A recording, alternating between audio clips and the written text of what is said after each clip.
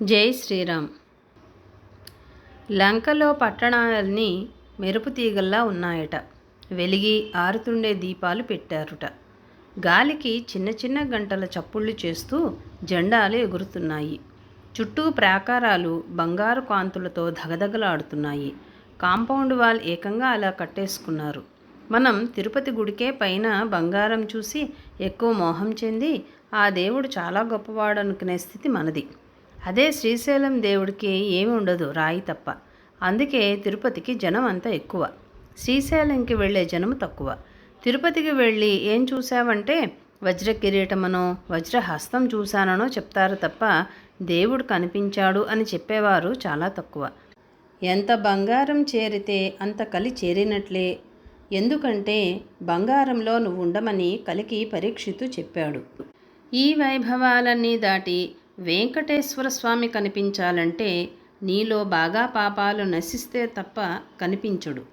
వెంకటేశ్వరుడు అంటే పాపాలు నశింపచేసే అతి ముఖ్యమైన దేవతల్లో ముఖ్యుడు. వెంకట అంటే పాపాలు, వేంకట అంటే వాటిని హరిస్తాడు. పాపాలు హరించే దేవుడికే మనము బంగారము వెండి తొడుగులు వేసేసి కప్పేశాము. అలా ఉంటాయి మనం చేసే పనులు. అవన్నీ దైవం కోరాడని మనం అనుకుంటుంటాము. ద గోల్డెన్ కౌ డాక్ట్రిన్ అని ఉన్నది. అంటే దేవుడి చుట్టూ బంగారం పెంచి దేవుడికి ఎంత వైభవం వచ్చిందో అనుకుంటాము. దేవుడు బంగారంలో బంగారం. మన వైభవము మనకి బంగారం మీద ఉండే మోజు. అలా వీళ్ళు బంగారం ఎక్కి తొక్కి ప్రహరీ గోడకి శుభ్రంగా బంగారాన్ని రేకులుగా చేసి అతికించేసుకున్నారు.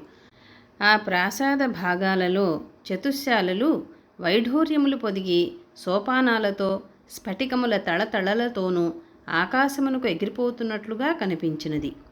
అందమైన నెమళ్ళు క్రౌంచిపిట్టలు కలకల ధ్వనులు చేస్తున్నాయి. ద్వారాల వద్ద రాజహంసలు తిరుగుతున్నాయి. మనకు డబ్బుంటే బోలెడు పావురాలు, హంసలు, గుర్రాలు చేరుస్తాము కదా.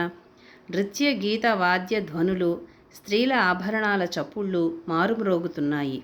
ఆ లంకాపట్టణము విటపావతి అనే కుబేరుని అలకాపట్టణము వలెను, దేవేంద్రుడికి తూర్పున ఉన్న వసౌకసారము అనే పట్టణము వలెను తోచినది. జై శ్రీరామ్.